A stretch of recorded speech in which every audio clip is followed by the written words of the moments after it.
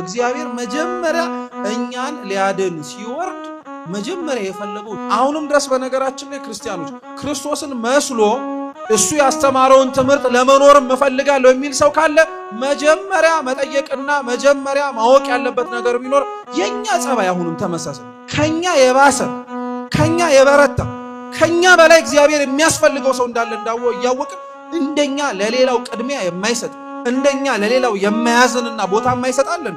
እንደው ቅርብ እንኳን እኮ ልንገራችሁ ጸበል ላይ ብትሰለፉ ቅድሚያ የምትሰጡት ለማን አስተውላችሁ ግን ከሆነ በአንዱ ተጽፎ በሌላው ቦታ ላይ ያልተጻፈ ነገር አለ። በአንዱ ቦታ ላይ ተጠቅሶ በሌላው ቦታ ላይ ያልተጠቀሰ አለ። እንደው ሩቅ አንሂድ። አሁን ያነበብኩላችሁ የሰናፍጭ ቅንጣት ታክል እምነት ካለ ይህን ተራራ ከዚህ ተነስተው ወዲያ እለፍ ብትለው ይሆንልሃል ያለው የማቴዎስ ወንጌል ላይ ተጽፏል። ማርቆስ ላይም ተጽፏል። ሉቃስ ላይ ግን ብትሄዱ አላገኛችሁትም። ሁሉም እግዚአብሔር ያደረገውን የሰራውን ተመልክተው አደነቁን የሚል። ስለዚህ ለምንድን ነው እንደዚህ አይነት ልዩነቶች የመጡት የሚለውን መልስ ሳንሰጠው ከምናልፍ እሱ መልስ ሰጥተነው ብናልፍ አይሻል? ለክብሩ ብሎ ማታ ማታ የሚመጣ ሰዋል። ማታ ማታ የሚመጣ ኒቆዲሞስ እሱ እንደ ኒቆዲሞስ በነገራችን ላይ ጠባይ ያለብን ሰዎች እንዳለን ታውቃላችሁ። በጣም ይሄ በተለያዩ አማርኛዎች እንገልጠዋለን፣ ግን ለክብራችን ብለን ሰው የበዛበት ቦታ መታየት አንፈልግ። ይሄ ንግሱ ከመንፈሳዊ ስነ ስርዓቱ በዓሉ ሲሆን አንመጣ።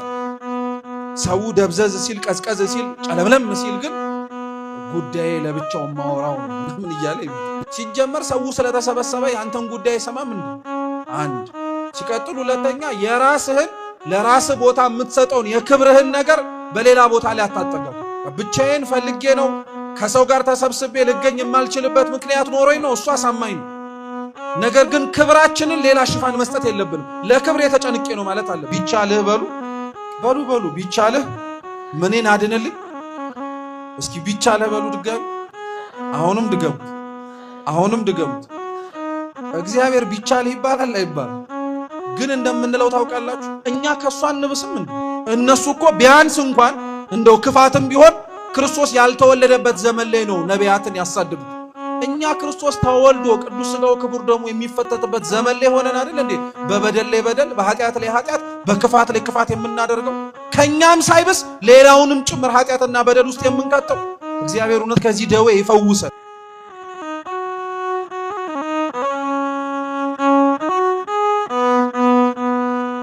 አብ ወወልድ ወመንፈስ ቅዱስ አሐዱ አምላክ አሜን። በስመ አብ ወወልድ ወመንፈስ ቅዱስ አሐዱ አምላክ አሜን። በስመ አብ ወወልድ ወመንፈስ ቅዱስ አሐዱ አምላክ አሜን። ክቡራን አባቶቻችን፣ አበው ካህናት፣ አባቶች መነኮሳት፣ ሊቃውንተ ቤተ ክርስቲያን፣ ወንድሞች ዲያቆናት፣ ከሩቅም ከቅርብም የተገኛችሁ የልዑል እግዚአብሔር ቤተሰቦች እንደምን አመሻችሁ? እንደምን እስከዚህ ሰዓት ደረሳችሁ? በቸርነቱ በምሕረቱ በይቅርታው በእድሜያችን ላይ ይህችን ሰዓት ጨምሮ ለዚህ ያደረሰን በፊቱ የሚያሳየነውን የእምነት ማነስ የምግባር ጉድለት እየተመለከተ ግን ይቅር የሚለን የአባቶቻችን አምላክ ልዑል እግዚአብሔር ስሙ የተመሰገነ ይሁን። እንደ አምላካችን ቅዱስ እግዚአብሔር ፈቃድ ከዚህ ሰዓት በኋላ ባለን ደቂቃ ሕያውና ዘላለማዊ የሆነውን የአምላካችንን ቅዱስ ቃል እንማራለን። ከሁሉ አስቀድሞ ለዘመናት እስካሁንም ድረስም ጭምር የምንሰማቸውን ዝማሬዎችን በዚሁ በአካል ደግሞ ተገኝቶ አብሮን ለመሰገነ ለሚያመሰግንም ለክቡር ወንድማችን መዋዘ ስብሐት ዳግማዊ ደርቤ ዝማሬ መላእክትን ያሰማልን፣ በእድሜ በጤና ይጠብቅልን። የማቴዎስ ወንጌል ምዕራፍ 17 ከቁጥር 14 ጀምሮ ባለ የመጽሐፍ ቅዱስ ክፍለ ምንባብ መነሻ ነው የዛሬውን ትምህርታችንን የምንማረው። ከሁሉ አስቀድሞ ሁላችሁም ባላችሁበት ከመቀመጥም ባለፈ ሐሳባችሁን ልቦናችሁን የምንሰማው የእግዚአብሔር ቅዱስ ቃል እንደመሆኑ ተሰበስቡ ዘንድ በትህትና ጠይቃለሁ። አምላካችንም የተሰበሰበ ሕሊና ሰጥቶ አይነ ልቡናችንን እንዲያበራልን የእርሱ ቅዱስ ፈቃድ ይሁንልን። የማቴዎስ ወንጌል ምዕራፍ 17 ከቁጥር 14 ጀምሮ ያለው ክፍለ ምንባብ እንዲህ ይላል። ወደ ሕዝቡም ሲደርስ አንድ ሰው ወደ እርሱ ቀረበና ተንበርክኮ ጌታ ሆይ ልጄን ማርልኝ፣ በጨረቃ እየተነሳበት ክፉኛ ይሰቃያልና ብዙ ጊዜ በእሳት ብዙ ጊዜም በውሃ ይወድቃልና ወደ ደቀ መዛሙርትም አመጣሁት፣ ሊፈውሱትም አቃታቸው አለው። ኢየሱስም መልሶ የማታምን ጠማማ ትውልድ ሆይ እስከ መቼ ከእናንተ ጋር እኖራለሁ? እስከ መቼ ስታገሳችኋለሁ? ወደዚህ ወደ እኔ አምጡት አለ። ኢየሱስም ገሰጸው፣ ጋኔኑም ከእርሱ ወጣ። ብላቴናውም ከዚያች ሰዓት ጀምሮ ተፈወሰ። ከዚህ በኋላ ደቀ መዛሙርቱ ብቻቸውን ወደ ኢየሱስ ቀረቡኛ እኛ ልናወጣው ያልቻልነው ስለምን ነው አሉት። ኢየሱስም ስለ እምነታችሁ ማነስ ነው። እውነት እላችኋለሁ የሰናፍጭ ቅንጣት የሚያህል እምነት ቢኖራችሁ ይህን ተራራ ከዚህ ወደዚያ እለፍ ብትሉት ያልፋል፣ የሚሳናችሁም ነገር የለም። ይህ አይነት ግን ከጸሎትና ከጾም በቀር አይወጣም አላቸው ይላል። ስለ ቅዱስ ቃሉ የአምላካችን ስም የተመሰገነ ይሁን። ተመሳሳይ የሆነ ታሪክ የማርቆስ ወንጌል ምዕራፍ 9 ቁጥር 14 ጀምሮ አለ። እርሱንም እንዲሁ አነብላችኋለሁ። አሁንም አድምጡ። ወደ ደቀ መዛሙርቱም በመጣ ጊዜ ብዙ ሕዝብ ሲከቧቸው፣ ጻፎችም ከነሱ ጋር ሲከራከሩ አየ። ወዲያውም ሕዝቡ ሁሉ ባዩት ጊዜ ደነገጡ፣ ወደ እርሱም ሮጠው እጅ ነሱት። ጻፎችንም ስለምን ከነሱ ጋር ትከራከራላችሁ ብሎ ጠየቃቸው። ከሕዝቡ አንዱ መልሶ መምህር ሆይ ዲዳ መንፈስ ያደረበትን ልጄን ወደ አንተ አምጥቼልሃለሁ። በያዘውም ስፍራ ሁሉ ይጥለዋል፣ አረፋም ይደፍቃል፣ ጥርሱንም ያፋጫል፣ ይደርቃልም። እንዲያወጡለትም ለደቀ መዛሙርት ነገርኳቸው፣ አልቻሉም አለ። እርሱም መልሶ የማታምን ትውልድ ሆይ እስከ መቼ ከእናንተ ጋር እኖራለሁ? እስከ መቼ ስታገሳችኋለሁ? ወደ እኔ አምጡት አላቸው። ወደ እርሱም አመጡት። እርሱንም ባየ ጊዜ ያ መንፈስ ወዲያው አንፈራገጠው፣ ወደ ምድርም ወድቆ አረፋ እየደፈቀ ተንፈራፈረ። አባቱንም ይህ ከያዘው ስንት ዘመን ነው ብሎ ጠየቀው። እርሱም ከሕፃንነቱ ጀምሮ ነው። ብዙ ጊዜም ሊያጠፋው ወደ እሳት ወደ ውሃም ጣለው። ቢቻልህ ግን እዘንልን እርዳንም አለው። ኢየሱስም ቢቻልህ ትላለህ፣ ለሚያምን ሁሉ ይቻላል አለው። ወዲያውም የብላቴናው አባት ጮሆ አምናለሁ፣ አለማመኔን እርዳው አለ። ኢየሱስም ሕዝቡ እንደገና ሲራወጡ አይቶ ርኩስ መንፈሱን ገሰጸና አንተ ዲዳ ደንቆሮና መንፈስ እኔ ያዝሃለሁ፣ ከእርሱ ውጣ፣ እንግዲህም አትግባበት አለው። ጮሆም እጅግም አንፈራገጠውና ወጣ። ብዙዎችም ሞተ እስኪሉ ድረስ እንደ ሙት ሆነ። ኢየሱስ ግን እጁን ይዞ አስነሳው፣ ቆመም። ወደ ቤትም ከገባ በኋላ ደቀ መዛሙርቱ እኛ ልናወጣው ያልቻልን ስለምንድን ነው ብለው ብቻውን ጠየቁት። ይህ ወገን በጸሎትና በጾም ካልሆነ በምንም ሊወጣ አይችልም አላቸው ይላል። አሁንም ስለ ቅዱስ ቃሉ የልዑል እግዚአብሔር ስም የተመሰገነ ይሁን። እየሰማችሁ ነው? አንድ ልጨምርላችሁ። የሉቃስ ወንጌል ምዕራፍ 9 ቁጥር 37 በነጋውም ከተራራ ሲወርዱ ብዙ ሕዝብ ተገናኙት። እነሆም ከሕዝቡ አንዱ ሰው እንዲህ እያለ ጮኸ፣ መምህር ሆይ ለእኔ አንድ ልጅ ነውና ልጄን እንድታይልኝ እለምንሃለሁ። እነሆም ጋኔን ይይዘዋል፣ ድንገትም ይጮሃል፣ አረፋም እያስደፈቀው ያንፈራግጠዋል፣ እየተቀጠቀጠም በጭንቅ ይለቀዋል። ደቀ መዛሙርትህንም እንዲያወጡት ለመንኩ፣ አልቻሉም። ኢየሱስም መልሶ እናንተ ማታምን ጠማማ ትውልድ እስከ መቼ ከእናንተ ጋር እኖራለሁ? እስከ መቼ ስታገሳችኋለሁ? ልጅህን ወደዚህ አምጣው አለው። ሲቀርብም ጋኔኑ ጣለውና አንፈራገጠው። ኢየሱስ ግን ርኩስ መንፈሱን ገስጾ ብላቴናውን ፈወሰው፣ ለአባቱም መለሰው። ሁሉም ከእግዚአብሔር ታላቅነት የተነሳ ተገረሙ፣ ሁሉም ኢየሱስ ባደረገው ተደነቁ ይላል። ስለ ቃሉ የአምላካችን የልዑል እግዚአብሔር ስም የተመሰገነ ይሁን። እንደ እግዚአብሔር ቅዱስ ፈቃድ እኛ ካነበብናቸው 3 የመጽሐፍ ቅዱስ ተመሳሳይ ታሪኮች መነሻ አድርገን የመጽሐፍ ቅዱስ ጥቅስ የምንመለከተው የማቴዎስ ወንጌል ምዕራፍ 17 ቁጥር 20 ላይ ባለው ኃይለ ቃል ይሆናል። እስኪ አብራችሁም በሉ። የሰናፍጭ ቅንጣት የሚያህል እምነት ቢኖራችሁ ይህን ተራራ ከዚህ ወደዚያ እለፍ ብትሉት ይሆንላችኋል። በዚህ ቃል መነሻነት እንማራለን። አምላካችን እንዲያስተምረን ቅዱስ ፈቃዱ ይሁንልን። ከሁሉ አስቀድሞ መቼም 3 ጊዜ ታሪኩን ሳነብላችሁ ለምን ብላችሁ መጠየቃችሁ አይቀርም። ምክንያቱም ከተወሰኑ አረፍተ ነገር ልዩነቶች ባለፈ አሁን ሳነብላችሁ የሰማችሁት የጌታችን ኢየሱስ ክርስቶስ አንድ የታመመን ሰው እንዴት እንዳዳነው በወንጌል ላይ ተጽፎ የሚገኝ ታሪክ ነው። ወንጌል በሐዲስ ኪዳን ስለ ጌታችን ስለ መድኃኒታችን ስለ ኢየሱስ ክርስቶስ የቃሉን ትምህርት በእጆቹ የሰራቸውን ተአምራትና በመጨረሻም ደግሞ ስለ ድህነት ዓለም ሲል ራሱን አሳልፎ የሰጠበትን የቤዛነትን ሥራ ተጽፎ የምናገኝበት መጽሐፍ ነው። ወንጌል አቻ የሆነው የቃሉ ትርጉም የምስራች ማለት ነው። ምን ማለት ነው? የምስራች ማለት ነው። ደስታ ማለት ነው። አዲስ ሰምተነው የማናውቀው ስንሰማው ደግሞም ደስ የምንሰኝበት ዜና ለክርስቲያኖች ወንጌል ነው። ለዛ ነው በቅዳሴያችንም ካህናቱ ወንጌሉን ሲያነቡ ከዛም በተለየ ደግሞ ለሚነበበው ወንጌል ቅድመ ዝግጅት እንድናደርግ በሥርዓተ ቅዳሴው ላይ ዲያቆናቱም ሲያዙን ከዛ በፊት ሲነበቡ እንደነበሩት አይነት መጽሐፍት ሳይሆን ይህ የሚነበበው የምትሰሙትም የጌታችን የመድኃኒታችን የኢየሱስ ክርስቶስ ቅዱስ ወንጌል ነው፣ ቆማችሁ አድምጡ ይላሉ። ቆማችሁ ማለት መቼም ተቀምጦ የሚሰማ ሰው በዛ ጊዜ ላይ ይኖራል ለማለት ይከብዳል ካመመው ወይ ከጨነቀው ውጪ።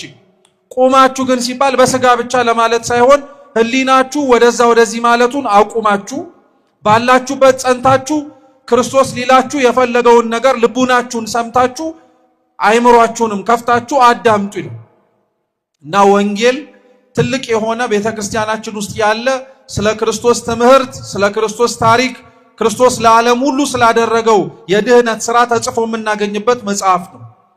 ሌላው ወንጌል በተለየ መልኩ ደግሞ አራቱ የሚባሉት ወንጌላት ራሳቸውን ችለው የተለያዩ መገለጫዎች አሏቸው። ምንም እንኳን ተመሳሳይ የሆኑ ታሪኮች፣ ተመሳሳይ የሆኑ ስለ ክርስቶስ የምናስተላልፋቸው የምናውቃቸው ትምህርቶች ቢኖሩም ወንጌላቱ ግን ከጽሕፈታቸው ጀምሮ እስከ ተላከላቸው ሰዎች ይለያያሉ።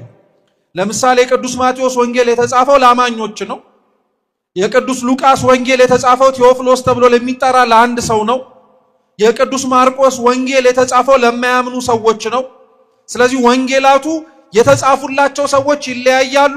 ነገር ግን ውስጥ ያሉት ሐሳቦች ግን ተመሳሳይ ሊሆኑ ይችላሉ። ስለ ወንጌላት ቤተክርስቲያናችን ታዲያ ከምታስተምረው መሰረታዊ ትምህርቶች መካከል አንዱ ምን መሰላችሁ?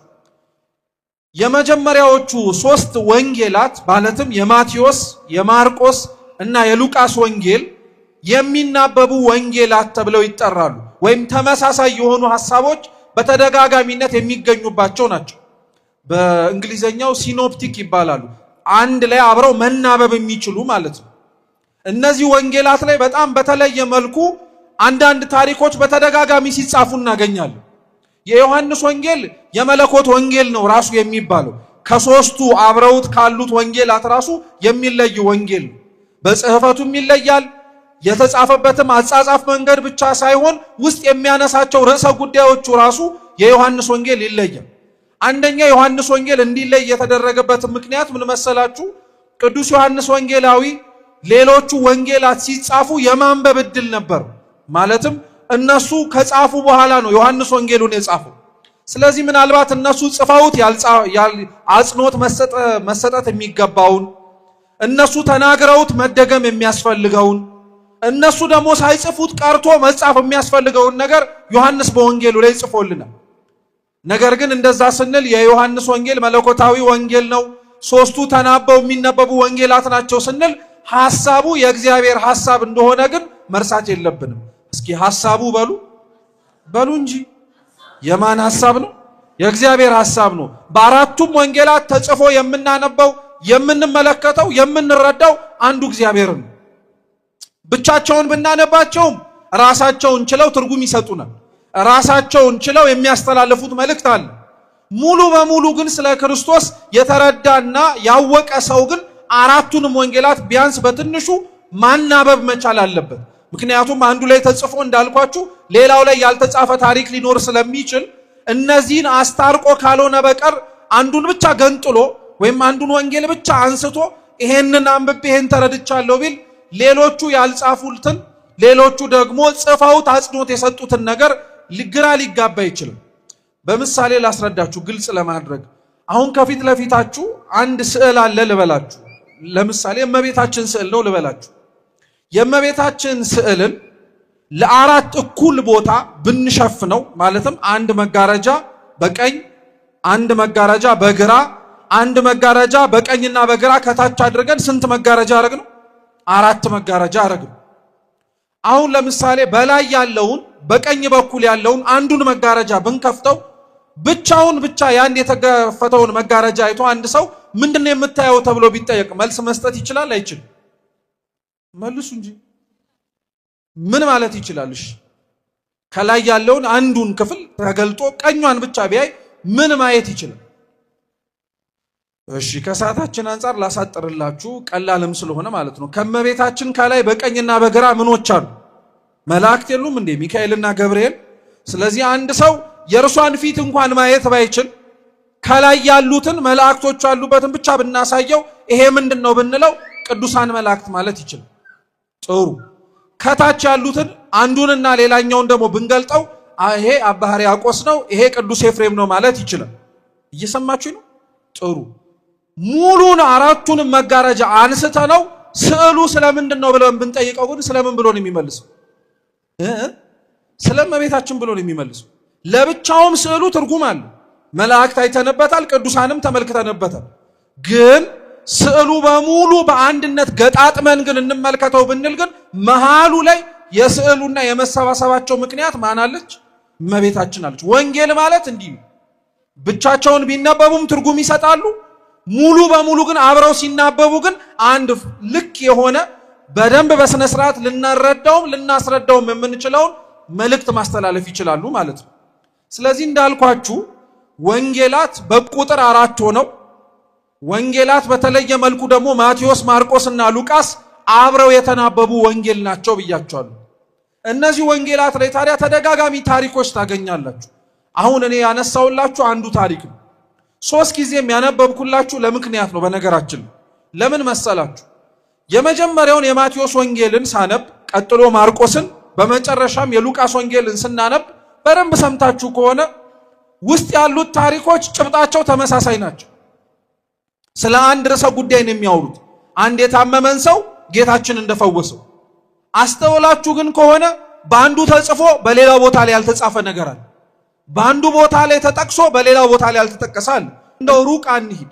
አሁን ያነበብኩላችሁ የሰናፍጭ ቅንጣት ታክል እምነት ካለህ ይህን ተራራ ከዚህ ተነስተው ወዲያ እለፍ ብትለው ይሆንልሃል ያለው የማቴዎስ ወንጌል ላይ ተጽፏል። ማርቆስ ላይም ተጽፏል። ሉቃስ ላይ ግን ብትሄዱ አላገኛችሁትም። ሁሉም እግዚአብሔር ያደረገውን የሰራውን ተመልክተው አደነቁን የሚሉ። ስለዚህ ለምንድን ነው እንደዚህ አይነት ልዩነቶች የመጡት የሚለውን መልስ ሳንሰጠው ከምናልፍ እሱም መልስ ሰጥተነው ብናልፍ አይሻል? ልዩነቶቹ ከምን እንደመጡ መረዳት አለብን። እቤታችሁን ገብታችሁ መጽሐፍ ቅዱስ ስታነቡ አንዱ ታሪክ ላይ ተጽፎ ሌላው ታሪክ ላይ ይሄ ለምን ጎደለ ብትሉ ለምን እንደሆነ እንደዚህ ማወቅ አለብን። አንደኛውና የመጀመሪያው ምክንያት ምን መሰላችሁ? ክርስቶስ የሚከተሉትን ደቀ መዛሙርት መርጦ እርሱን እንዲከተሉት፣ እንዲማሩ፣ አብረውት እንዲውሉ፣ እንዲያድሩ ከዛም በኋላ ደግሞ ኃላፊነት ሲሰጣቸው መጀመሪያ ሲጠራቸው ያልተማሩ መጀመሪያ ሲጠራቸው ትምህርትንም ጭራሽ እንኳን የማያውቁ ሰዎች ነበሩ። በተለይ ክርስቶስ 12ቱን ደቀ መዛሙርት ሲመርጥ ከአንዱ አሳልፎ ከሰጠው ካስቆሮቱ ከይሁዳ ውጪ 11ዱ የገሊላ የድሃ ከተማ ሰዎች ናቸው። መጽሐፍ ማንበብ መሰል አይነት ነገር በጣም ቅምጥል ነገር ነው በዛ ዘመን። አሁን የሚጽፍ የሚያነብሰው ፈልጎ ማጣት ምናልባት ሊከብድ ይችላል። ብዙሃኑ በሚባል ደረጃ ስለሚማር ስለሚያነብ ስለሚጽፍ። በዛ ዘመን ላይ ግን መጽሐፍ ማንበብ አረተቡት መጽሐፍ እንኳን መያዝ የሀብት ምልክት ነው። መጽሐፍ መያዝ ነው የምላችሁ። ምክንያቱም መጽሐፉ የሚጻፈው በከብት ቆዳ ነው። በከብት ቆዳ ለማጻፍ ራሱ ሰውየው ምን ያስፈልገው? ገንዘብ ያስፈልገው። ድሆች ከሚበሉት ተርፋቸው መጽሐፍ ሲያጽፉ፣ ድሆች ከሚጠግቡት ከወራቸው አልፎ እስኪ የምናነበው ሊሉ አይችሉም። መጀመሪያ ምናቸው መቅደም ስላለበት ምግባቸው፣ መጠጣቸው። ባለጸጎች ግን በልተው ጠጥተው የጠገቡ ዕውቀትንም ጭምር የሚፈልጉ ሰዎች ግን መጽሐፍትን ያጽፉ ነበር እና መጽሐፍት የባለጸጎች መለኪያ ነበር። አንድ ሰው እገሌ ክርታስ አለው መጽሐፍ አለው ከተባለ ባለጸጋ ነው። በቃ ባለጸጋ ነው። እና ክርስቶስ እነዚህን 11ዱን ደቀ መዛሙርት ከገሊላ ሲያወጣቸው ልብ ብላችሁ ስሙ። ለመጻፍ ለማንበብ አዲስ ናቸው። ይሄ ብቻ አይደለም። ለመጻፍና ለማንበብ ብቻ ሳይሆን ዞሮ ለማስተማር አዲስ ናቸው። አንድን ሰው ደግሞ እንደሚታወቀው የተማረ ሰው ካልተማረ ሰው አንጻር ሲመዘን ሲለካ የሚጎልበት ነገሮች አሉ። ይሄ እሙን በመማር ማስተማር ረጅም ጊዜ የቆየ ሰው የሰማውን በደንብ ህሊና ውስጥ የማስቀረት ምን ነው የተማርከው ሲባል ደግሞ የተጠየቀውን ለመመለስ ይፈጥናል ነው አይደለም? አዲስ የሚማር ሰው እንደ አዲስ የሚማር ሰው ግን ወዲያውኑ የሰማውን ነገር ሊይዝ ይችላል? ኧረ መልሱ ባካችሁ። በጣም ቀላል ነገር እኮ አይችልም። በጣም ቀላል ነገር ነው፣ አይችልም። አብዛኛው ሰው ይከብደዋል። ምክንያቱም ለመማር የተማረውንም ለመያዝ ምን ስለሆነ ነው? እንደ አዲስ ስለሆነ። ግን እየለመደው ሲመጣ ይቀለዋል። ስለዚህ ይሄን ያነሳውላችሁ ለምን መሰላችሁ? ሐዋርያት ክርስቶስን ሲከተሉት ለመማር ወጥቶ ለማስተማርም አዲስ ስለሆኑ ትኩረታቸው የሚስባቸው ነገሮች የተለያዩ ናቸው። ለአንዱ ሲማር ትኩረት ሰጥቶ ስቦት የተናገረውን የሰማውን ያየውን ሌላውም ተመሳሳይ ጊዜና ቦታ ላይ ሆኖ ቢሆንም ሌላው ደግሞ ትኩረት የሰጠው ሌላ ነገር ሊሆን ይችላል። አሁን ይሄንን እንዲሳወራላችሁ ምናልባት በጣም ለከበደን ሰዎች ካለን በሌላ ባጭር ምሳሌ ላስረዳችሁ። አሁን ያለንበት ቅጽረ ቤተ ክርስቲያን ስንት መግቢያ በር ነው ያለው? 4 እንዴ ተስማሙ እንጂ ስንት መግቢያ በር አለ? 4ቱንም ሰው ይጠቀመዋል? እሺ በስተቀኝ በኩል ባለው በር የገባችሁ ሰዎች እስኪጃችሁ ነው። በአስፋልቱ በኩል ማለት ነው። በሌላ አማርኛ አይዟችሁ፣ አልጠይቃችሁም፣ አትፍሩ። አሁን በደንብ ከፍ አረጋችሁታል ጥያቄ ስለሌለው ጥሩ። እሺ በስተግራይ በኩል ካለ በስተግራ በኩል ባለው በር የገባችሁ ሰዎች፣ እሺ ከበኋላ ካለ ወይም ከኔ ጀርባ ካለ በጀርባ በኩል የገባችሁ ሰዎች፣ እሺ ጥሩ። በፊት ለፊት ወይም ከናንተ ጀርባ በር ካለ በዛ በኩል የገባ ሰው፣ በጣም ጥሩ። እግዚአብሔር ይስጥልኝ። እጃችሁን አውርዱ። አሁን ስጠይቃችሁ እዛው ቁጭ ብላችሁ አስቡበት። አሁን ለምሳሌ በአስፋልቱ በኩል የገባችሁ ሰዎች 1-3 ሰው እዚህ አስመጥቼ እስኪ ምን እያየህን የገባኸው ብለው አንዱ አስፋልቱን ይላል፣ አንዱ የተከፈተው ሱቁን ይላል፣ ሌላው ነበሩ እንዴ ሱቅ ተከፍቶ ነበረ እኔ በኮብልስቶን ልምጣ በአስፋልት ምንም የማውቀው ነገር የለም ብቻ ቤተክርስቲያን እንደገባው ነው የማውቀው ይላል። ሶስቱም በተመሳሳይ መንገድ ነው የመጡት። ሶስቱም ምን እያያችሁ ነው የመጡት ተብላቸው ሲጠየቁ ግን የተለያየ መልስ ነው የሚሰጡት። ለምን ይመስላችሁ? አሁን እናንተ ደግሞ መልሱ። አንዳቸው ከሌላቸው ምን ስላልሰጡት ነው? እስኪ ትኩረት በሉ። እግዚአብሔር አምላክ ለሁላችንም ትኩረት ይስጠን። ይሄ ራሱ የትኩረት ማነስ ችግር ስለሆነ ማለት ነው። እየሰማችሁ ነው? መልሳቸው የተለያየው በተለያየ መንገድ ስለመጡ አይደለም። በተመሳሳይ መንገድ እንኳን ገብተው ያዩትን ነገር መልሳችሁ እስኪ ንገሩን፣ የሰማችሁትን ነገር መልሳችሁ ተናገሩ ሲባሉ ሰዎች ይለያያሉ። የተለያዩበት ምክንያት ምንድነው ቢባል አንዱ የትኩረት ማነስ ችግር ነው። አንዱ ሌላው ትኩረት ይሰጣል፣ አንዱ ለሌላው ትኩረት ይሰጣል። ወንጌልም እንደዛ ነው ልላችሁ። ማቴዎስ ሰምቶ ትኩረት የሰጠውን ጻፈ። ማርቆስም ትኩረት ሰምቶ የሰጠውን ምን አረገ? ጻፈ። ሉቃስም እንደዛው አደረገ። ዮሐንስም እንደዛው አረገ። ስለ አንዱ ስለ ጉዳዩ ነገር እንረዳ ብለን ከተነሳን ስለዚህ አንዱን ሰው ብቻ ሳይሆን ማየት ያለብን የስንቱንም የ4ቱንም ወይም ታሪኩን የጻፉትን የ3ቱንም ማየት አለብን። ስለዚህ በዛ መነሻነት አሁን ያነበብኩላችሁን ታሪክ እስኪ እንመልከቱ። ጌታችን ኢየሱስ ክርስቶስ ይላል ተራራ ላይ ነበር እና ከተራራው ላይ ሲወርድ የሱ ደቀ መዛሙርት ከጸሐፍት ጋር ሲከራከሩ ተመለከታቸው። ምን ሲያረጉ? ሲከራከሩ፣ መልስና ጥያቄ እየተመላለሱ በጣም የከረረ ጠብ ላይ ነበሩ ወይም ክርክር ላይ ነበሩ እና ጌታችን ኢየሱስ ክርስቶስ ወረደና ይላል ጻፎችን ወይንም ደግሞ ከሐዋርያቱ ጋር ይከራከሩ የነበሩትን ምን አላቸው? ስለምን ከነሱ ጋር ትከራከራላችሁ አላቸው። እስኪ ስለምን በሉ። ከነሱ ጋር ትከራከራላችሁ። ለምን መሰላችሁ እንደዚህ ያላቸው? ጻፎች ማለት በአይሁድ ማህበረሰብ ውስጥ ይኖሩ የነበሩ አንድ ማህበረሰቦች ናቸው። ወይም አንድ በጽህፈት ደረጃ ይኖሩ የነበሩ ሰዎች የሚጠሩበት መጠሪያ ነው። ጸሐፍት ፈሪሳውያን ደግሞ ከጌታችን ከኢየሱስ ክርስቶስ ጋር በጣም ጸብ ናቸው። የሚሰራው አይጥማቸው፣ የሚናገረው አይማርካቸው፣ ምንም ነገር የሚያደርገው ነገር በሙሉ አይገዛቸውም ነበር። ለምንድን ነው የማይገዛቸው? ጸሐፍት ለምንድን ነው ክርስቶስን በጣም አድርገው የጠሉት ተብሎ ሲጠየቅ ምክንያት አላቸው። በነገራችን አንደኛ ጸሐፍት ፈሪሳውያን በጥቅሉ አብዛኛው ክርስቶስን ይጠላው የነበረው ምክንያት አለው። የመጀመሪያው ክርስቶስን ይጠሉት የነበሩት ህዝቡ ወይም ደግሞ እነዚህ ጸሐፍት ፈሪሳውያን ብለን የምንጠራቸው ሰዎች ለክብራቸው ሲሉ ነው። ለምናቸው? በሉ ለክብራቸው ሲሉ ነው። የማይወዱት ክብራቸው ስለሚነካ ነው። ምሳሌ ልስጣችሁ። የዮሐንስ ወንጌል ምዕራፍ 3 ላይ ከፈሪሳውያን ወገን የሆነ እንዲያውም አለቃቸው መምህራቸው ነው ተብሎ የሚጠራ ኒቆዲሞስ የሚባል ሰው ነበር። ኒቆዲሞስ አሁን ልክኛ እንደተሰበሰብንበት በምሽት እየመጣ ከክርስቶስ ጋር ይማር የነበረ ፈሪሳዊ ነው፣ አስተማሪ ነው። ግን በማታ ነው የሚመጣው። በማታ የሚመጣበት ምክንያቶች መካከል አንዱ ለክብሩ ስለሚጨነቅ አስተማሪ ስለሆነ ክርስቶስን እንደ መምህር ቆጥሮት እግሩ ስር ቁጭ ብሎ ከታየ ማን እሱን ቆሞ ሲያስተምር ይሰማዋል? አንተ ራስህ ተማሪ አይደለህ እንዴ ተቀምጠ የምትማር ደሞ ቆማችሁ ስታስተምሩ እኮ ደና ትመስላላችሁ ተብለው ሰው ላይሰማቸው ላያዳምጣቸው ስለሚችል ለክብሩ ብሎ ማታ ማታ የሚመጣ ሰዋል። ማታ ማታ የሚመጣ ኒቆዲሞስ እሱ ነው። እንደ ኒቆዲሞስ በነገራችን ላይ ጠባይ ያለብን ሰዎች እንዳለን ታውቃላችሁ። በጣም ይሄ በተለያዩ አማርኛዎች እንገልጠዋለን፣ ግን ለክብራችን ብለን ሰው የበዛበት ቦታ መታየት አንፈልግም። ይሄ ንግሱ ከመንፈሳዊ ስነ ስርዓቱ በዓሉ ሲሆን አንመጣ። ሰው ደብዘዝ ሲል ቀዝቀዝ ሲል ጨለምለም ሲል ግን ጉዳይ ለብቻው ማወራው ነው ምናምን እያለ ይመጣ። ሲጀመር ሰው ስለተሰበሰበ ያንተን ጉዳይ ሰማም እንዴ? አንድ ሲቀጥል ሁለተኛ የራስህን ለራስህ ቦታ የምትሰጠውን የክብርህን ነገር በሌላ ቦታ ላይ አታጠጋጋ።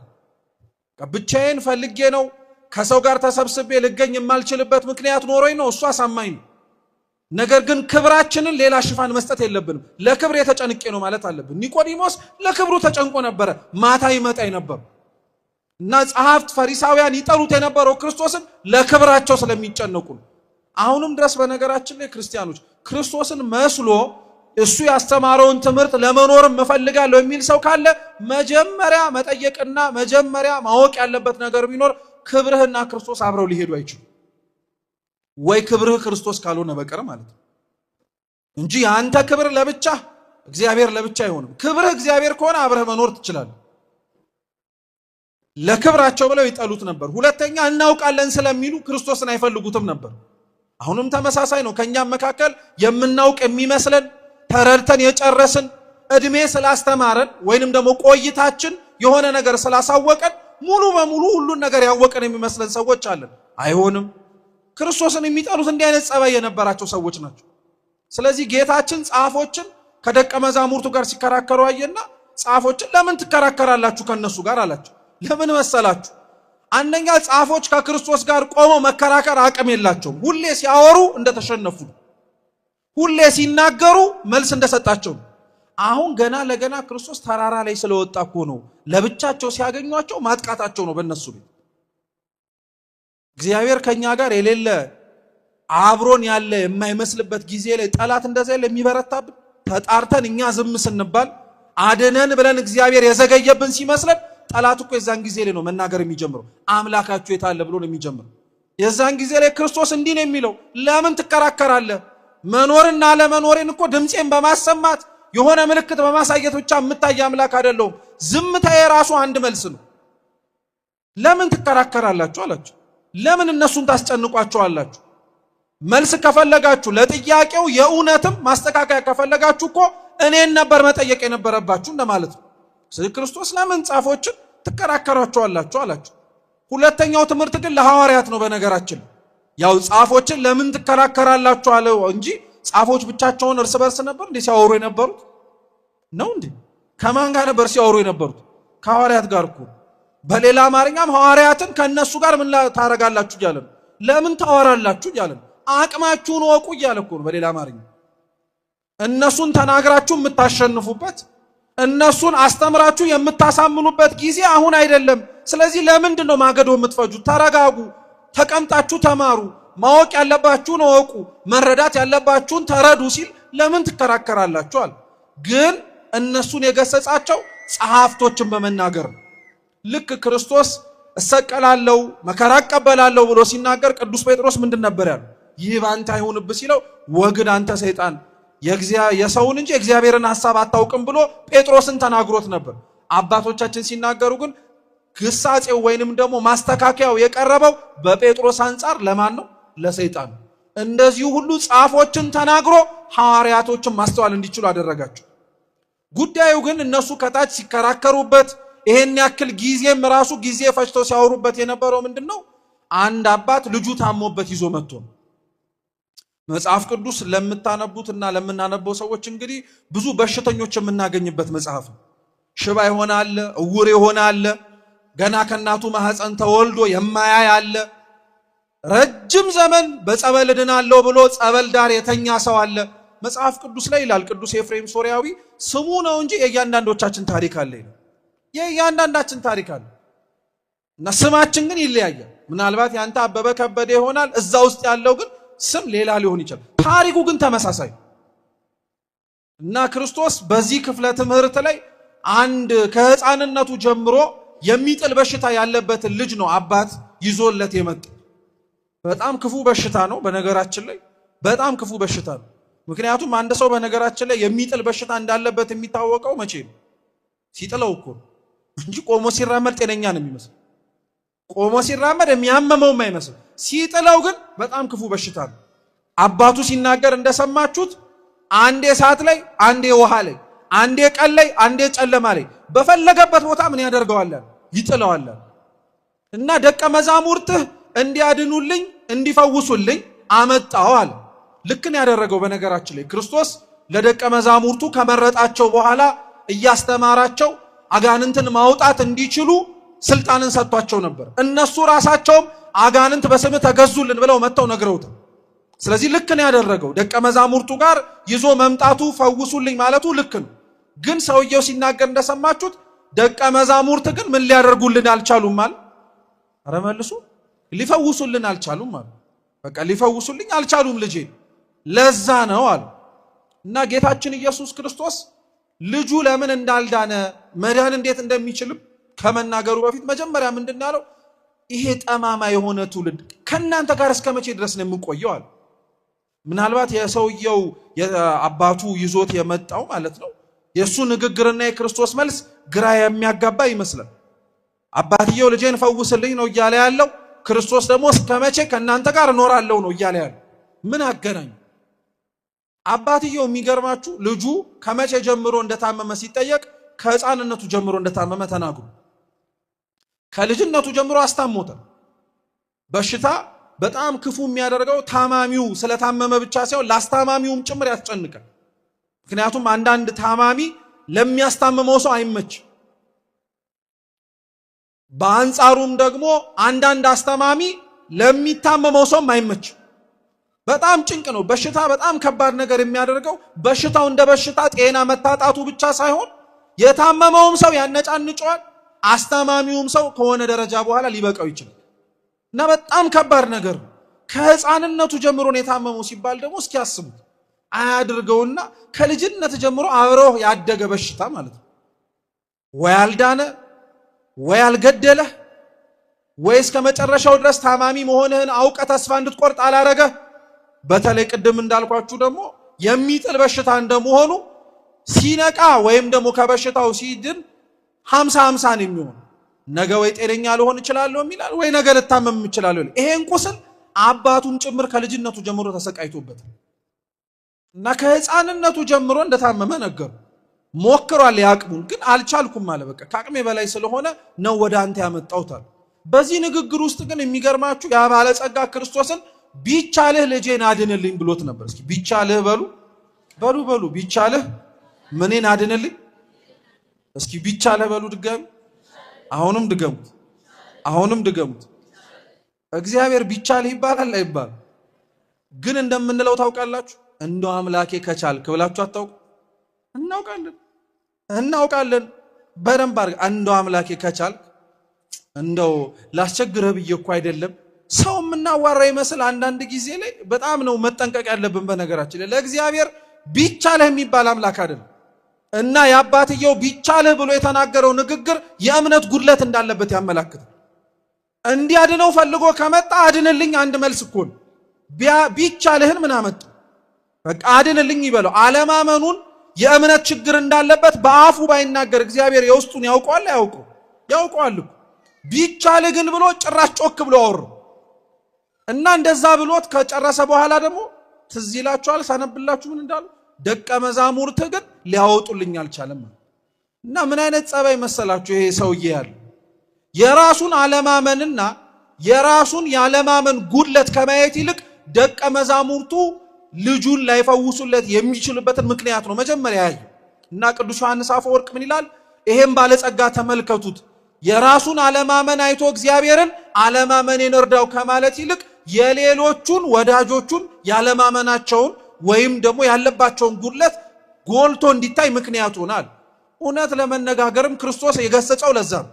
ከናንተ ጋር እስከመቼ እኖራለሁ ያለው ለምንድነው? የራሳችሁን አለማመን በሌሎች ላይ የምታላክኩት እያለኩ እኛው ነን ስላላመንን፣ እኛው ነው ለእግዚአብሔር ሕግ ስላልታዘዝን፣ እኛው ነው ራሳችንን በቤተ መቅደሱ ተጠልለን እስከ መጨረሻው ታምነን ስላልቆየን ነው የሆነብን የሆነው እንጂ ሌላው ስለበረታብን ብቻ አይደለም። ይሄንን መጀመሪያ ማመን ይጠበቅብን፣ የኛ ችግር አለ የሚለውን ማለት ነው። እና ክርስቶስ ለዛ ነው መጀመሪያ ችግርን ማመን የሚጀምረው ከማን ነው? ከራስ ነው መጀመሪያ ያለብን። አባትየው መጀመሪያ ስላላመነ አለማመኑንም አውቆ ቢናገር ኖሮ ይሄ ሁሉ ወሬ ላይ መጣ ይችል ነበር።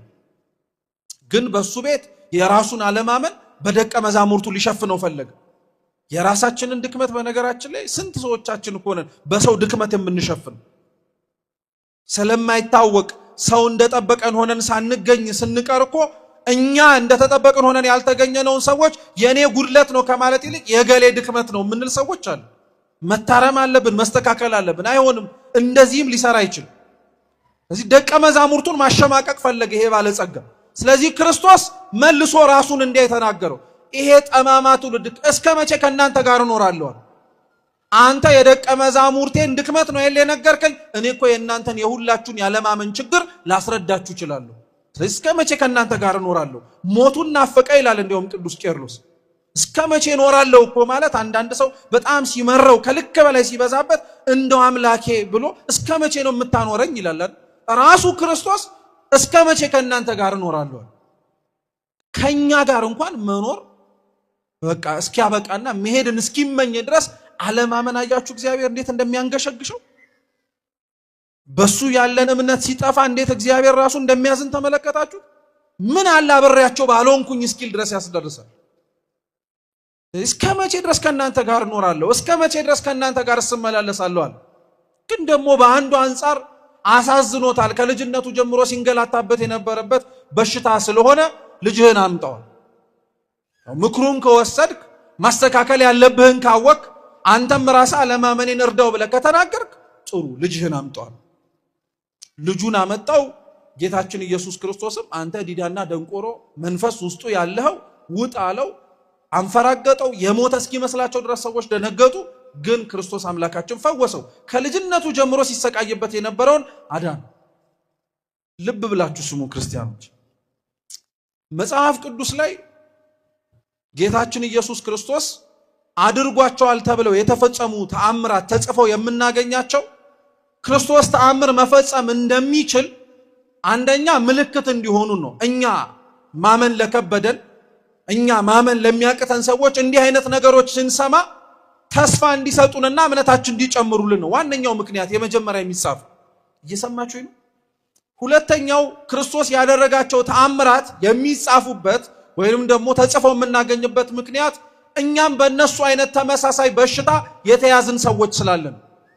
ምናልባት ክርስቶስ እንዳዳነው አይነ ስውር ሆኖ እንደነበረው ሰው አይናችን ላይታወር ይችላል። አይነ ልቡናችን ግን ታውሮ ምናልባት ክርስቶስ እንዳዳነው 38 ዓመት ሙሉ ከተኛበት አልጋ መነሳት እንደከበደው ሰው እግራችን ሽባ ላይሆን ይችላል።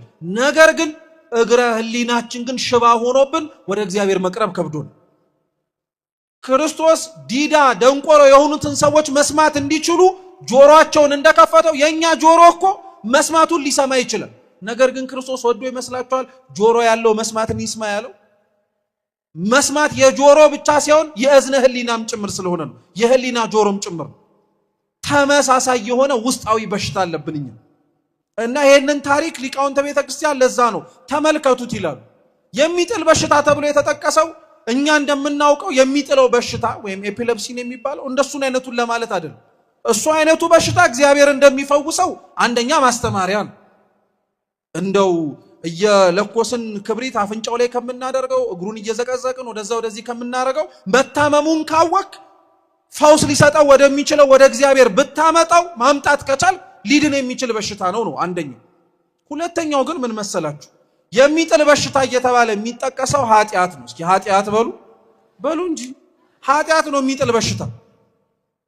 የሚጥል በሽታ ፀሐይ አይልም፣ ምንም አይልም፣ ጨረቃም አይልም። ኃጢአትስ ፀሐይና ጨረቃን ይመርጣል እንዴ? ሲጥልህ አይመርጥም። ጠራራ ፀሐይ ሰው ኃጢአት እንዴት ይሰራበታል የተባለበት ቦታም ኃጢአት ሰርተናል። ድቅድቅ የሆነ ጨለማ ማንም አያየንም ብለን ኃጢአት ሰርተናል።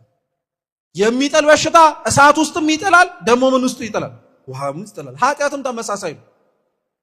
እሳት ውስጥ ይጥላል ማለት በደል መስራታችን ሳያንሰን በሰራ ነው በደል ራሱ እኮ ተቃጥለን መውጫ የሌለ ይመስል የተቃጠልን ሰዎች አለን፣ ተስፋ የቆረጥን። ኃጢአት ሰርተን ውሃ ውስጥ የወደቅን ሰዎች አለን፣ ደግሞ መስራታችንን ሌላው ሰው ጭምር እንዲያውቀው ምልክት የሚሆን። ምክንያቱም የረጠበ ልብስ ወይንም ደግሞ እርጥበት ያለው ልብስ ሰው ሲያደርግ እርጥበት መኖሩን ወይንም ደግሞ እርጥበት እንዳለው እንደው ሰው መመልከት እንኳን ባይችል እርጥበቱን ከልብሱ የሚንጠበጠበው ነጠብጣብ አለ አይደል? ያንዳንዶቻችን ኃጢአት እንደዛ ነው። ከራሳችን አልፎ አሻራ ትቷል ዙሪያችን ላይ። ይሄ የነሱ ውጤት ነው፣ ይሄ እነሱ በድለው እግዚአብሔርን የመጣባቸው መዓት ነው ተብሎ እስኪነገር ድረስ ኃጢአታችን ውስጥ ደግሞ ውስጥ ገብተናል። ይሄ ብቻ አይደለም። የሚጥል በሽታ እንዳላችሁት የሚታወቀው ምን ሲያደርግ ብቻ ነው። ኃጢአትም ሁላችንም ቆመን ስንራመድ የምጥለን አይመስለንም። ስናስቀድስ የምንወድቅ አይመስለንም። ቅዱስ ቁርባን በተቀበልንበት ጊዜ ላይ ወተን በደል ሰርተን መልሰን ንስሐ ልንገባ እንደምንችል አናውቅም። ሁላችንም በነገራችን ላይ በጣም በሚያሳዝን መልኩ ፍጹም የሆንን ያክል ይመስለን እንመጻደቃለን። አንዳንዶቻችን መመጻደቃችን ራሱ በስቶና ከፍ ብሎ ሌላው ላይ እስከ መፍረድ ደረጃ ደርሰን ሌላው ላይ እስከ መኮንን ደረጃ ስህተትን ማወቅ፣ ስህተትን ነጥሎ መናገር፣ መስተካከል ያለበትን አውቆ ማረም ይሄ ተገቢ ነገር ነው። ነገር ግን ፈራጅ ፈላጭ ቆራጭ ሆኖ ቆሞ ግን ሌላው ስለሰራው ኃጢአት እግዚአብሔር በማረው ልክ ሰው ማስጨነቅና ማሳቀቅ ግን ነውር ነው። ምክንያቱም ቅዱስ ዮሐንስ አፈወርቅ ምን ይላል መሰላችሁ? ወዳጅህ ባልንጀራ ኃጢአት ሲሰራ አይተው ሊሆን ይችላል፣ ካንተ ጀርባ የገባውን ንስሐ ግን ተመልክተው አታውቅም ይላል። እውነት ነው። ስንቶች ዙሪያችን ላይ ኃጢአት ሲሰሩ ስላየናቸው ብቻ ብለን በእኛ አፍ ተቦጫጭቀው ያለቁ በእግዚአብሔር ምሕረት እኮ ቆሞ የሚራመዱ ስንት ሰው አለ። የሚጥል በሽታ ማለት ነው። ስትወድቅ ነው የምታውቀው ኃጢአትን፣ ስትንከተከት ነው የምታውቀው። አልወድቅበትም ያልከውን ስትወድቅበት፣ አላረገውም ያልከውን ስታረግበት፣ በኃጢአት ውስጥ ያለ ትምክትና ትቢት ራሱ እኮ እንደሚጥለን ታውቃላችሁ። በጣም ከልክ በላይ የምንተማመን ሰዎች ስላለን ይሄንማ አላረገው ይሄንማ እኔ ምናምን እንላለን። ባልክባት ግን ወድቀህ ትገኛለህ። ባልክባት ግን ራስህ ተጥለህ ታገኘዋለህ። እንደዛ ልንል የምንችል ሰዎች አሉ። ኃጢአትን የምንዋጋው ከእግዚአብሔር ከምንሰማው ቃል በመታጠቅ በጾም በጸሎት በስግደት ብቻ ሳይሆን በማንም ቸርነትም ጭምር ነው። አዎ የማይታየውን የሚያይ አምላክ ነው እሱ። እኛ ይጥለናል ብለን ያልጠበቅነውንም እንደሚጥለን አውቆ የሚጠብቀን አምላክ ስለሆነ እሱ የሚጥል በሽታ የተባለው ይሄ ነው። ስለዚህ የሚጥለን በሽታ ኃጢአት እንዴት እንደሚያሰቃየን የሚያመላክት ታሪክ ነው። ሶስተኛው ይሄ ታሪክ ዛሬ የምናከብረውን በዓል የሚያመላክትም ጭምር። ዛሬ እንደምታውቁት ታኅሳስ 22 መጋቢት 29 የምናከብረውን የጌታችን የኢየሱስ ክርስቶስን አካላዊ ቃል ኢየሱስ ክርስቶስ የተጸነሰበት፣ በሌላ አማርኛ እመቤታችን ድንግል ማርያም የማንም ብስራት የሰማችበት የገብርኤልን ብስራት የሰማችበት ዕለት የዛሬው ዕለት። ይሄ ታሪክ እሱ እንደሆነ ታውቃላችሁ። በድብቅ ወይም በምስጢር ስሙ፣ በደንብ ልብ አድርጋችሁ እስኪ ክርስቶስም በሉ እንጂ። ከተራራው ወረደ። ተራራ የተባለው ሰማይ ነው። ተራራ የተባለው ሰማይ ነው። ክርስቶስ ከተራራው ወረደ ማለት ከሰማይ ወረደ ማለት ነው። ያ በነገራችን ላይ ይሄ ክዋኔ እየተከናወነ ከመሆኑ በፊት ክርስቶስ የወረደባት ተራራ ደብረ ታቦር ነው። ብርሃነ መለኮቱን የገለጠባት። የምወደው ልጄ ይህ ነው እርሱን ስሙት የሚለውን ምስክርነት ከጥምቀት ውጪ የሰማ ነው የት ነው? ደብረ ታቦር ላይ ነው። ደብረ ታቦር የሰማይ ምሳሌ እኮ ናት፣ ሰማይ ናት። በአካለ ሥጋ የሌሉ በአካለ ሥጋ የተሰወሩ ቅዱሳን የተገኙባት፣ ከሐዋርያትም ጭምር ያሉባት፣ መላእክትም የተነጠፉባት፣ የክብር ደመና የተጋረዳባት፣ ያዕቆብ፣ ዮሐንስ፣ ጴጥሮስ ሰዎችን ወክለው በዛ ቦታ ላይ የተገኙት ይቺ ቤተክርስቲያን ናት። ደብረ ታቦር ቤተክርስቲያን ናት። ደብረ ታቦር ሰማይ ናት። ከተራራው ወረደ ማለት ክርስቶስ ከሰማይ ሰማያት ምን አረገ ማለት ነው? ወረደ ማለት ነው። ልብ ብላችሁ ሲወርድ ከተራራው ማናማ ሲከራከሩን ያገኙ። አሁን ከሰማችሁኝ ትኩረትም ከሰጣችሁኝ የማውቀው በዚህ ነው። ሲወርድ ማናማ ሲከራከሩን ያዩ የሱ ደቀ መዛሙርትና እነማ ጸሐፍት ሲከራከሩ አየ። ሲከራከሩ የነበረበት ምክንያት ምንድነው? ቅድም እንዳልኳችሁ እነሱ ሊያወጡት ያልቻለ እርኩስ መንፈስ አለ። ባለማውጣታቸው ምክንያት የክርስቶስ ደቀ መዛሙርት ስለሆኑም ጭምር ጸሐፍት እያሳቀቋቸው ነው። ደቀ መዛሙርቱ ደግሞ ምን እያደረጉ ነው? መልስ እየሰጡ ነው። ጸሐፍት የአጋንንት ምሳሌ ናቸው። ደቀ መዛሙርቱ የቅዱሳን ምሳሌ ናቸው። ታሞ ወድቆ መፈወስ የነበረበት የአዳም ነፍስ ነው። ይከራከሩ ነበረ። ነቢያት እግዚአብሔርን ውረድ፣ ተወለድ፣ ማረን፣ እባክህ ይቅር በለን ይላሉ። በአንጻሩስ ጸሐፍት የተባሉ አጋንንትስ የትን የሚወርድላችሁ? ተስፋ ቁረጡ። ዘመኑ ስለረዘመ ጊዜው የዘገየ ስለመሰለ እግዚአብሔር የማይወርድ የማይጸነስ የማይወለድ መስሎን ተስፋ እንድንቆርጥ ይናገሩ ነበር። ክርስቶስ ለዛ ነው ወደ ጸሐፍት ዞርና ለምን ምን ታረጋላችሁ አለ? ትከራከራችኋላችሁ አለ። እውነት እኮ ነው። ክርስቶስ ለአጋንንት የሚሰጠው መልስ ብቸኛው ይሄ ነው። ለምን ታስጨንቋቸዋላችሁ? ቃሌን እንደማላጥፍ ሕዝቤ ማወቅ አለበት አለ። ስለዚህ ክርስቶስ ምን አደረገ? ወረደ። ልጁ የታመመበትን ልጅ ጋር ሄደ። የልጁ የታመመበት አባት ችግሩ አለማመን ነበረ። ክርስቶስ ሰው እስኪሆን ድረስ የነበረው ዘመን ላይ ከብዙ ኃጢአቶቻችን የሚታወቀው የመጀመሪያው አለማመን ነው። አለማመናችን ነው በነገራችን ላይ ዋጋም ጭምር ያስከፈልን።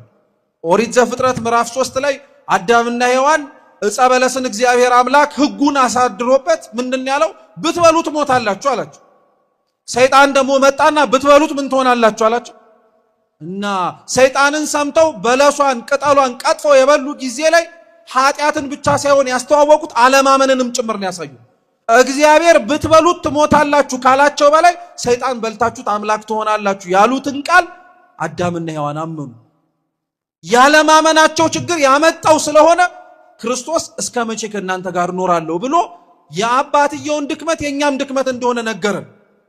ክርስቶስ ያ የፈወሰው በልምሾ በኃጢአት በጣም ሲሰቃይ የነበረው የሚጥል በሽታ የያዘው ልጅ ማለት አዳም ነው። እኛንን ስንሰቃይ የነበር ነው። ኃጢአት አፍዞን አደንዝዞን በደል ስንሰራ በኃጢአት ስንመላለስ የነበር ነው እኛውንን። በጣም የሚገርማችሁ ሲነበብም ወይም ደግሞ ወንጌሉ ሲነበብ ትኩረት ሰጣችሁ ካደመጣችሁ ክርስቶስ ያንን የታመመውን ልጅ አባቱ ምን አይነት በሽታ እንደታመመ ሲጠይቀው የሚጥል በሽታ እንዳለበት ብቻ ሳይሆን የነገረው ዲዳና ደንቆሮ ነው ያለው። ምንና ምንድነው? ስለዚህ ምን ማድረግ አይችልም ማለት ነው። ኃጢአት አለመስራታችን ሲያንስ እኛ እኮ እንደማንሰማ ታውቃላችሁ። ደግሞ በጣም ነው የምንገርመው እኮ እኛ ምናልባት ለእግዚአብሔር አሕዛብ ካልተመቹት በላይ እኛ አልተመቸነውም እኮ። በጣም መውደቃችን ሲያንስ መነሳት አንፈልግም። ኃጢአት መስራታችን ሲያንስ እንዴት መዳን እንደምንችልም መስማት አንፈልግም። ምንድነው ማዳመጥ የምንፈልገው ታዲያ? ምንድነው መስማት የምንፈልገው? ምንድነው ተሰብስበን ጉዳይ ሆኖብን ልንመካከርበት የሚገባው ታዲያ? ዲዳና ደንቆሮ ነው ማለት አይሰማም ማለት ነው። እግዚአብሔር በነቢያቱ እኮ ስንት ትንቢት ተናግሮ ነበር። እወርዳለሁ እወለዳለሁ እያለ ሲናገር ህዝቡ የሚሰማ ይመስላችኋል እንዴ? ነብየ ልዑል ኢሳይያስ እንኳን እኮ የሚገርማችሁ በጣም የሚታወቅበት በጣም ኢሳይያስ ሲባል መጀመሪያ ጭንቅላታችሁ ላይ የሚመጣው ነገር ቢኖር ድንግል በድንግልና ጸንሳ በምን ትወልዳለች። ስለዚህ ትንቢት ብሎ እንደሞተ ግን ታውቃላችሁ። ስለዚህ ትንቢት ብሎ ነው ኢሳይያስ በመጋዝ የተሰነጠቀው። ቅዱስ ጳውሎስም ለዛ ነው የዕብራውያን መልእክቱ ላይ ሲናገር አንዳንዶች በመጋዝ ተሰንጥቀዋል ይላል። ኢሳይያስን እኮ ነው ስለ እግዚአብሔር ሰው መሆን ስለተናገረ መስማት የሚገባቸውን ማዳመጥ እንዲችሉ ስለመከረ ዲዳ ደንቆሮ የሆነውን ጆሮአቸውን ሊከፍትላቸው የሚችለው ትልቁ ነገር የአምላክ ሰው እንደሆነ ሲነግራቸው እነሱ አዳምጦ ተስፋውን ከመቀበል ይልቅ በመጋዝ ሰንጥቀው ገደሉት። እኛ ከሱ አንብስም እንዴ? እነሱ እኮ ቢያንስ እንኳን እንደው ክፋትም ቢሆን ክርስቶስ ያልተወለደበት ዘመን ላይ ነው ነቢያትን ያሳደዱት። እኛ ክርስቶስ ተወልዶ ቅዱስ ሥጋው ክቡር ደሙ የሚፈተትበት ዘመን ላይ ሆነን አይደል እንዴ በበደል ላይ በደል በኃጢአት ላይ ኃጢአት በክፋት ላይ ክፋት የምናደርገው? ከኛም ሳይብስ ሌላውንም ጭምር ኃጢአትና በደል ውስጥ የምንከተው። እግዚአብሔር እውነት ከዚህ ደዌ ይፈውሰን። በጣም ያስፈልገናል ክርስቲያኖች። ስለዚህ ልጁ ዲዳና ደንቆሮ ነበር። እንደው ልብ ብላችሁ ስላላዳመጣችሁኝም ጭምር ባዝንም ግን ልንገራችሁ። ክርስቶስ ያ የታመመውንና የሚጥል በሽታ የነበረው ሰውዬ ዲዳና ደንቆሮ ከሆነ እንዴት አዳነ?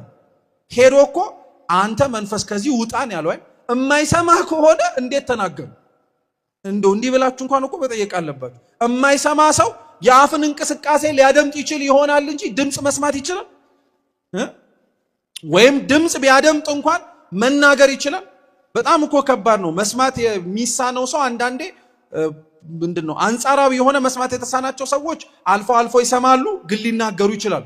ፍጹም መስማት የማይችሉ ሰዎች ግን መስማት ብቻ ሳይሆን ምን ማድረግም ጭምር አይችሉ።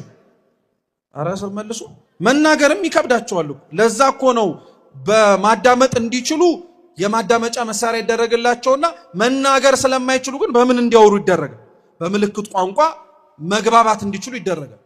ክርስቶስ ታዲያ ይገርማችሁ ዲዳ ደንቆሮ ከዛ በላይ ደግሞ የሚጥል በሽታ ያለበትን ሰው ሄዶ ቆመና አንተ ዲዳ ደንቆሮ መንፈስ ያለበት ሰው ውጣ አለው። የክርስቶስ ድምጽ አያችሁት? ዲዳ ደንቆሮ የሆነውን ሰው መስማት እንዲችል አደረገውና ማዳመጥ ከቻለ በኋላ ደግሞ ምኑን አላቀቀለት?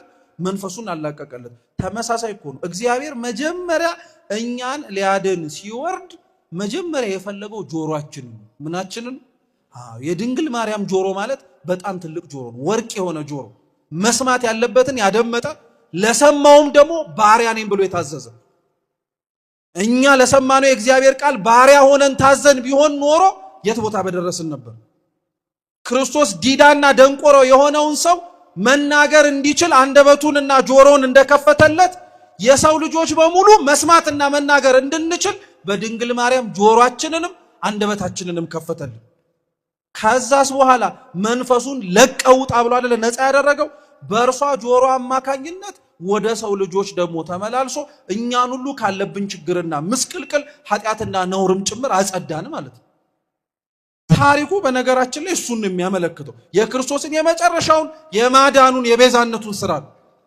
ክርስቶስ ታዲያ በመጨረሻ የሁሉ ነገር ሲከናወን ደቀ መዛሙርቱ ያው ጉዳዩ በጣም ስላሳሰባቸው ማውጣት ትችላላችሁ ተብሎ ስላላወጡ ማረግ ትችላላችሁ ተብሎ ስላላደረጉ ልብ ብላችሁ ስሙ። መጡና ክርስቶስን ጠየቁት። እኛ ልናወጣው ያልቻልነው ለምንድን ነው አሉ። እኛ ልናደርገው ያልቻልነው ለምንድን ነው አሉ። በነገራችን ላይ ማወቅ ያለባችሁ ክርስቲያኖች እግዚአብሔር ብቻ ሊፈታው የሚችል ነገር አለ። ሌላ ማንም ሊፈታው የማይችል ማንም ሊፈታው የማይችል ደቀ መዛሙርቱ መፍታት ሳይችሉ ወይ በአጋንንት ላይ ስልጣን ሳይኖራቸው ቀርቶ አይደለም። እንዲህ አይነት ጠባይ ያለው ሰው ስላለ በቃ በተለያዩ ገዳማትና አድባራት ይዞራል። ግሸንም ብትሉታል፣ ጻድቃኔም ብትሉታል፣ የትም ብትሄዱት እና ግን እኮ እንደዚህ ሆኜ ይልና ግን ማንም ሊፈታው አልቻለም። ይሄው እስካሁን እየተንከራተትኩኝ ነው ይላል። የዚህ ሰውዬ ችግሩ የገዳም መለዋወጥ አይደለም። በነገራችን ገዳም መለዋወጥ ሳይሆን ያለህበት ቦታ ላይ ጽናቱ ኖሮ እምነት ይኑር።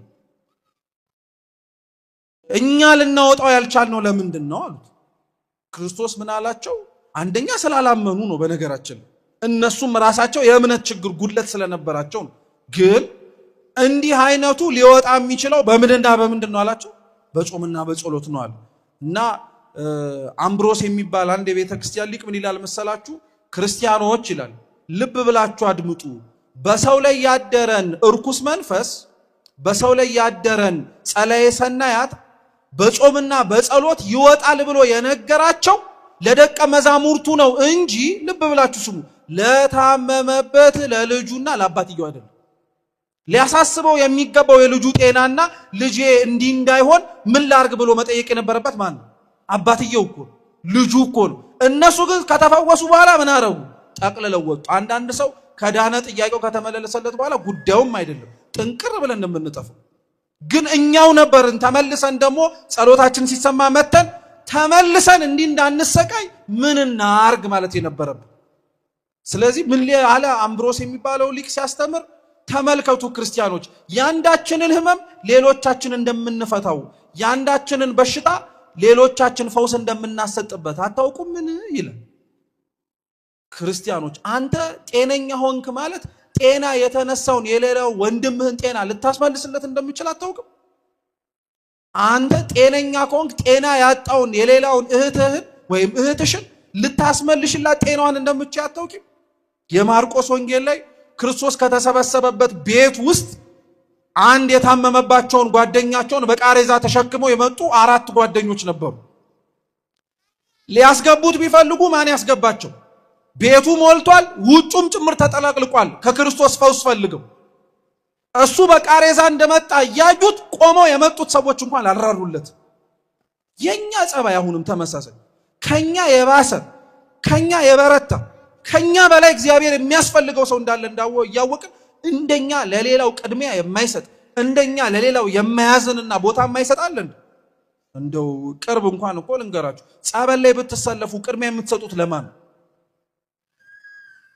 እሱንም በመከራ እኮ ነው። እሱንም በመከራ ሰው ራሱ ሲመጣ ለመጠየቅ መጀመሪያ ስላመመኝ ነው ብሎ ነው የሚጀምረው። ጤና ይስጥልኝ ካለማ ጤነኛ ስለ አንተ ኋላ ግባ በልበልበል ይሄ ሰልፍ ነው ምን እንላለን። ታሟል እንዲሆናል ግን ስለ ቅርም ይያለንም ቢሆን ያው ሌላው ሰው እንዳያብጠለጥለን እሺ ግባ መቼ ምን አደርጋለሁ እንዲህ ብለህ ራሱ እኮ እንድትድን ትጠብቃለህ። ለሌላው መዳን ፍቅር ሳይኖር ማለት ነው። ለሌላው መዳን ጭንቅ ሳይጎድ እና ሰዎቹ ምንም ሊያደርጉላቸው አልቻሉ። ስለዚህ ጓደኞቹ ምን አረጉ መሰላችሁ? እየሰማችሁ ነው። ጓደኞቹ ምን አረጉ መሰላችሁ? ሰው አላስገባ ሲላቸው ልጁን ይዘው ጣሪያው ላይ ወጡ። መቼም ጣሪያ ላይ ሰልፍ አይያዝ። ጣሪያው ላይ ይዘው ወጡና ጣሪያውን ነቀሉት። ጣሪያውን ሲነቅሉት ቀጥታ ያገኙት ክርስቶስን። ጓደኞቹ በገመድ ቋጠሩና ያ የታመመ ጓደኛ በሽተኛቸው ፊት ለፊቱ አስቀመጡት። እንግዲህ ቅደሙት ነው እስኪያው ፊት ለፊት አስቀመጡትና በቃ የክርስቶስን ሥራ መጠባበቅ ጀመሩ። ይሄው አምጥተነዋል አንተ እንደምታረገው አርገው። ክርስቶስ ምን አረገ መሰላችሁ?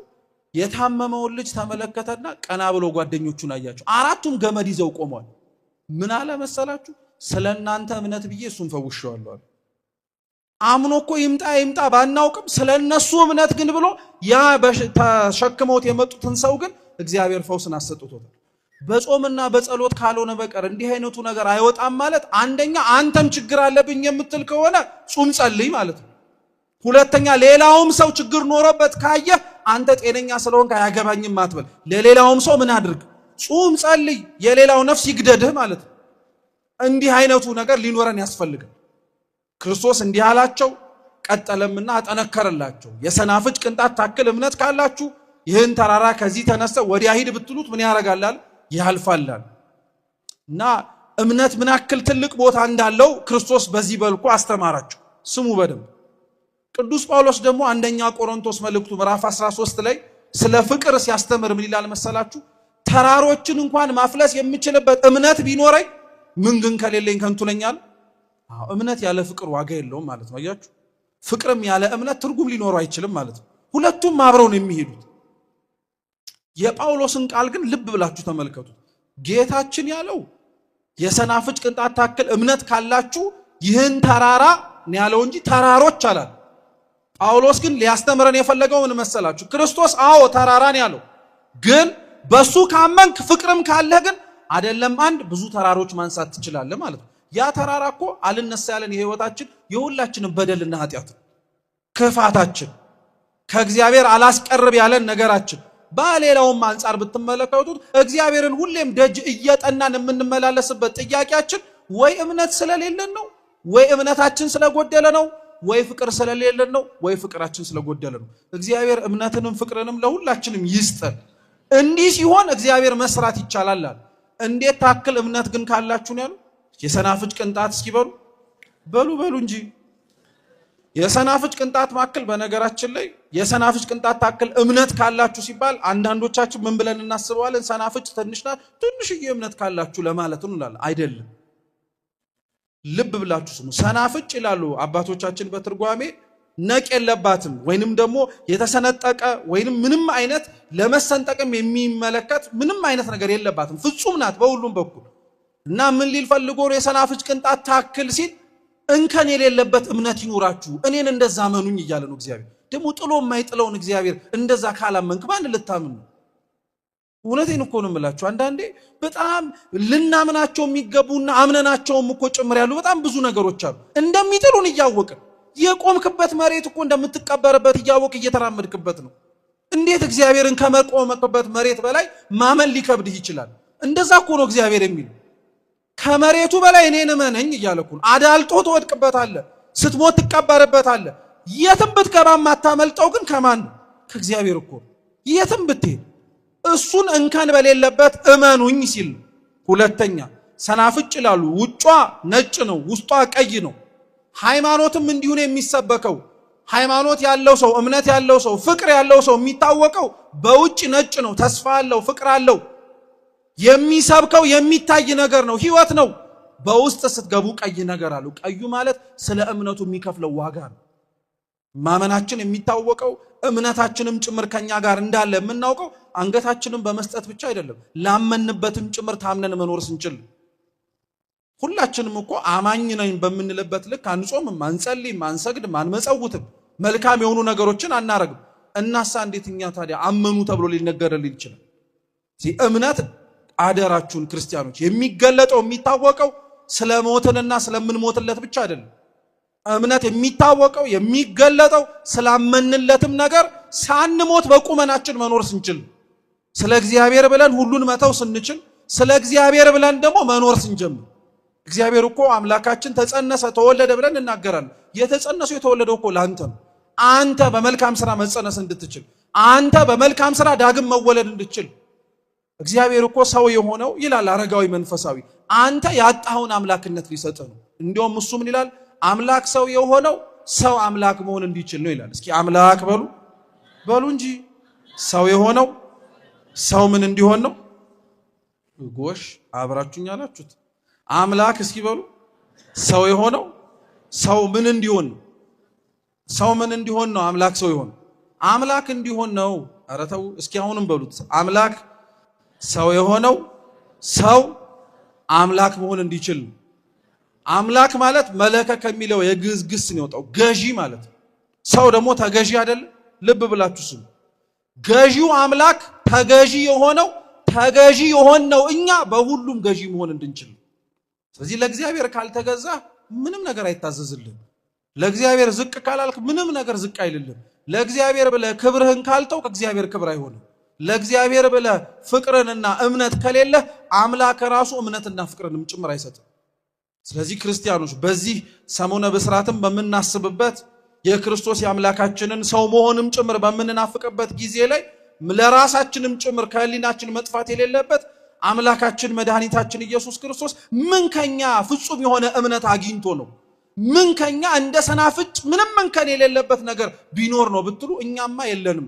አንዷ እናቱን ግን ከኛ መካከል ስላገኘን እሷ ናት የኛ የሰናፍጭ ቅንጣት ታክል እምነት። እሷ ናት የኛ እንከን ያለብን ሰዎች መካከል ፍጹም ሆና ተገኝታ እግዚአብሔር እንዲህ አይነቱን ሰው ነው የምፈልገው ያለው። ለእምነት ከሷ በላይ ማንም የሚያምን ስለሌለ ነው። በነገራችን እናንተ እመቤታችንን ታምኗታላችሁ አታምኑ? እመቤታችን አምላክን ደግሞ ከዛ በላይ ነው የምታምነው። በደንብ ነው የምታምነው። ለእምነቷ እንከን የለው። ያመነ ሰው አለ አሁን ክርስቶስ ሲናገር እንደሰማችሁ የሰናፍጭ ቅንጣት ታክል እንኳን እምነት ቢኖረው ተራራ ማፍለስ ይችላል አይደል ያሉ እንጂ። እመቤታችን እኮ ስለ እምነቷና ስለ ማመኗ ተራራ አይደለም ያፈለሰችው፣ ተራራውን ማፍለስ የሚችል የፈጠረውን ጌታን ያወረደችው። ስለዚህ እምነት ፍቅር ያለውን ቦታ እያንዳንዳችን ለሌላችን ነፍስ መትረፍ የምናደርገው ጾምና ጸሎት ሁሌም ከኛ ሊታጣ አይገባም። የሰማነውን በልቦናችን ሰሌዳ ይጻፍልን፣ የተማርነውን ለሕይወት ያድርግልን። በጎደለው በነጠበው በክቡራን አባቶቻችን የሚታረም የሚስተካከል ይሁን። አምላካችን ልዑል እግዚአብሔር በዓሉን የሰላም የፍቅር የጤና ያድርግልን። በቸርነቱ የሰማነውንም ለመኖር በድጋሚ ይርዳን። ወስብሐት ለእግዚአብሔር።